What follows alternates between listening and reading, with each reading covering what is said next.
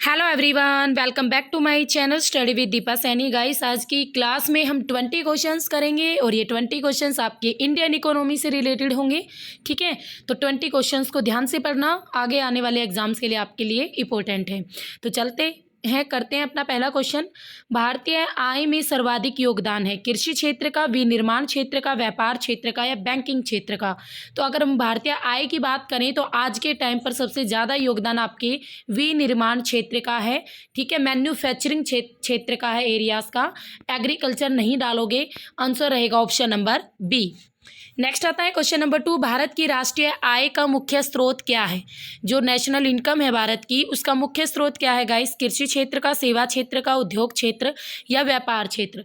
तो इस वक्त जो हमारी नेशनल इनकम है उसमें सबसे ज़्यादा जो पार्ट है वो है सेवा क्षेत्र का, यानी सबसे ज़्यादा इनकम सर्विस से हमें मिल रही है। ठीक है, तो सेवा क्षेत्र रहेगा, option number B is correct.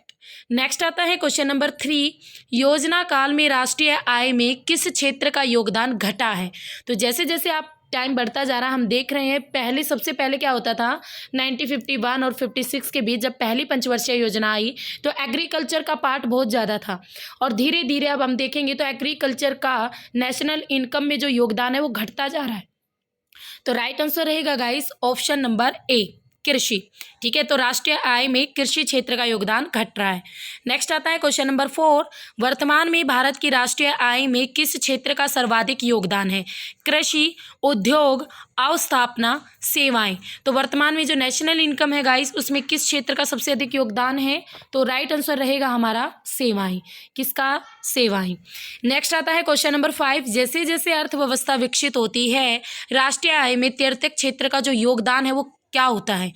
तो गाइस अभी मैंने आपको समझाया, जैसे जैसे हमारी इकोनॉमी डेवलप्ड होती जा रही है, सर्विस जो तृतीयक क्षेत्र है उसमें हमारी सर्विस आती है, यानी सेवाएं आती हैं, तो जो राष्ट्रीय इनकम है उसमें जो सेवाएं हैं वो इंक्रीज होती जा रही है, यानी बढ़ती जा रही है।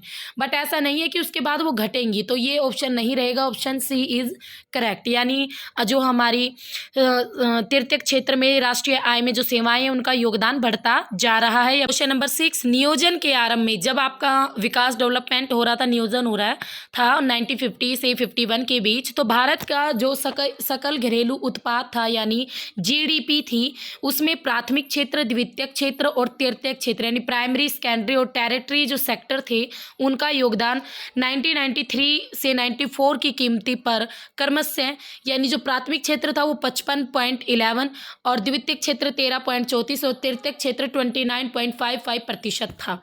ठीक है, 1950 और 51 में। बट अब की बात करें 2014 और 15 के दौरान ये परिवर्तित होकर कितना हो गया? ठीक है, तो प्राइमरी सेक्टर की बात करें, देखो जब कितना ज़्यादा था 55.11%, और अब हो गया है ये 2014 और 15 की बात करें तो 17.5%। जो सेकेंडरी सेक्टर तब था 13.34 और अब 31.8%, और टेरिटरी जो सेक्टर था तब था 29.55 और अब है गाइस 50.7%। तो ऑप्शन ए इज करेक्ट। तो देख लो टेरिटरी जो सेक्टर है वो कितना इंक्रीज हो गया है ना। नेक्स्ट आता है क्वेश्चन नंबर 7। देश में राष्ट्रीय न्यायाधीश एनएसएस की स्थापना कब हुई? तो गाइस 1950 में हुई थी इसकी स्थापना। ठीक है, एनएसएस की स्थापना कब हुई थी? 1950 में। नेक्स्ट आता है क्वेश्चन नंबर 8 और मोस्ट इंपोर्टेंट क्वेश्चन, सीएसओ से रिलेटेड क्वेश्चन इकोनॉमिक्स में बनता ही बनता है। केंद्रीय सांख्यिकी संगठन सीएसओ, सेंट्रल स्टैटिक ऑर्गेनाइजेशन, इसकी स्थापना कब हुई? तो गाइस इसकी स्थापना ध्यान रखना बहुत इंपॉर्टेंट है, 1951 में हुई थी। 1950 में आपका एनएसएस की स्थापना हुई थी। ठीक है, और 1951 में सीएसओ यानी केंद्रीय सांख्यिकी संगठन की स्थापना हुई थी। क्वेश्चन नंबर 9 इज राष्ट्रीय आय है, नेशनल इनकम है। क्या है नेशनल इनकम? बाजार मूल्य पर निबल राष्ट्रीय उत्पाद, उत्पादन लागत पर निबल राष्ट्रीय उत्पाद, बाजार मूल्य पर निबल देशीय उत्पाद या उत्पादन लागत पर निबल देशीय उत्पाद। तो गाइस क्या है नेशनल इनकम? नेशनल इनकम यानी उत्पादन लागत पर, यानी हमने कोई चीज़ उत्पादन की और उसका फिर जो रेट आगे जाके फिक्स होगा वो बिकेगी, खरीदेंगे, तो ये सारा सिस्टम चलता है जो इसमें इकोनॉमिक्स में। तो ऑप्शन बी करेक्ट रहेगा, उत्पादन लागत पर निबल राष्ट्रीय उत्पाद। ठीक है, तो option B is correct. Next आता है क्वेश्चन नंबर 10। भारत की राष्ट्रीय आय अनुमानित होती है किससे? नीति आयोग द्वारा, वित्त मंत्रालय द्वारा, केंद्रीय सांख्यिकी संगठन द्वारा, reserve bank of India India द्वारा।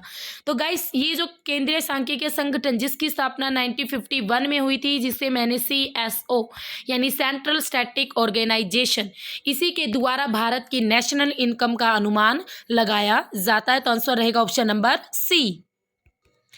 नेक्स्ट आता है गाइस क्वेश्चन नंबर 11, किस राज्य की प्रति व्यक्ति आय सबसे अधिक है? तो गाइस अगर हम राज्यों की बात करें प्रति व्यक्ति आय की, तो गोवा राज्य की आय सबसे अधिक है प्रति व्यक्ति आय, ठीक है, पूरे इंडिया में। नेक्स्ट आता है क्वेश्चन नंबर 12, भारत में चालू मूल्यों पर प्रति व्यक्ति न्यूनतम आय वाला राज्य है। तो चालू मूल्यों पर प्रति व्यक्ति न्यूनतम आय वाला राज्य कौन सा है? तो जिसकी यानी जो प्रति व्यक्ति न्यूनतम जो आय है, वो सैलरी है, वो बहुत कम है, तो वो है बिहार, ठीक है। तो सबसे ज़्यादा थी आपकी प्रति व्यक्ति आय गोवा की और सबसे कम बिहार की। नेक्स्ट आता है क्वेश्चन नंबर 13, 1867 और 68 में भारत में प्रति व्यक्ति आय 20 रुपये थी। ये क्वेश्चन मोस्ट इंपॉर्टेंट है, जो बार बार एग्जाम में रिपीट होता है।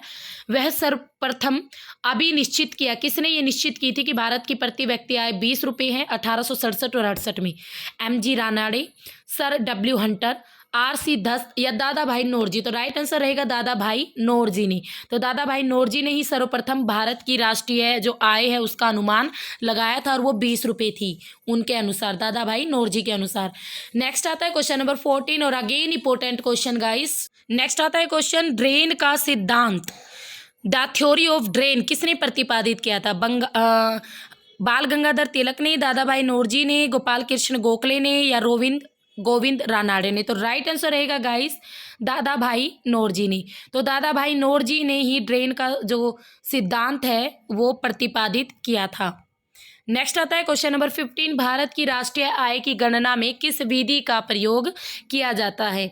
तो राष्ट्रीय आय की गणना में उत्पत्ति गणना विधि, आय विधि, उपयुक्त दोनों विधि, इनमें से कोई नहीं। तो राइट आंसर रहेगा उपयुक्त दोनों। तो राष्ट्रीय आय की गणना में इन दोनों ही विधियों का यूज किया जाता है। नेक्स्ट क्वेश्चन आता है क्वेश्चन नंबर 16, हिंदू वृद्धि दर किससे संबंधित है? प्रति व्यक्ति आय से, राष्ट्रीय आय से, साक्षरता से, जनसंख्या से? तो हिंदू वृद्धि दर की बात करें तो ये आपकी किससे संबंधित है? ये है राष्ट्रीय आय से। नेक्स्ट आता है क्वेश्चन नंबर 17, 1949 में गठित राष्ट्रीय आय समिति का अध्यक्ष कौन था?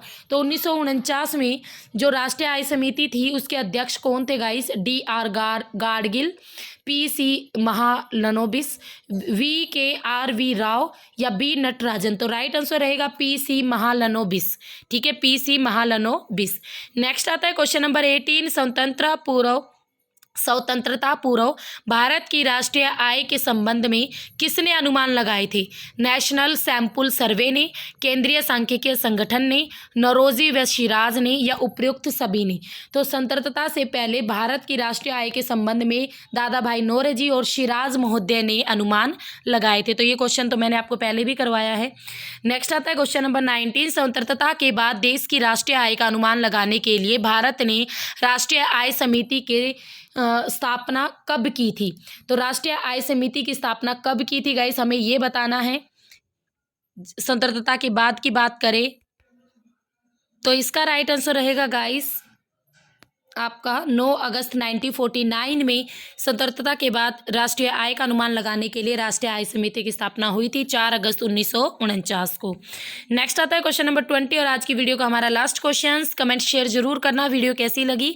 अगर वीडियो अच्छी लगे तो प्लीज़ लाइक कर देना और शेयर भी ज़रूर करना वीडियो को, ताकि आगे आने वाले स्टूडेंट भी इन वीडियो को देख सकें। स्वतंत्रता के बाद की समयावधि के लिए राष्ट्रीय आय अनुमानों को किस श्रृंखला के अंतर्गत रखा गया था? परंपरागत श्रृंखला, पुनरीक्षित श्रृंखला, नवीन श्रृंखला या इनमें से सभी? तो राइट आंसर रहेगा गाइस इनमें से सभी, ठीक है। तो सभी श्रृंखलाओं को शामिल किया गया था समयावधि के लिए राष्ट्रीय आय अनुमानों को, ठीक है। तो नवीन, पुनरीक्षित और परंपरागत, तो तीनों रहेगा। तो ये थी हमारी आज की वीडियो। आशा करती हूँ आपको क्वेश्चन समझ में आ गए होंगे। कोई क्वेश्चन में डाउट हो तो आप मुझे कमेंट बॉक्स में कमेंट कर सकते हो। तो फिर मिलेंगे, तब तक के लिए have a nice day. Okay, bye bye, see you.